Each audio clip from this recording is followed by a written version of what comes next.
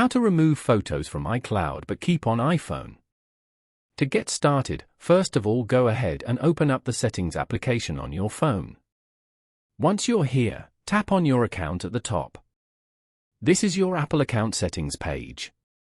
On this page, scroll down and go to iCloud.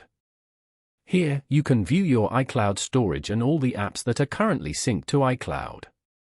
Tap on See All besides Save to iCloud. You can manage how apps and features on this iPhone sync to iCloud.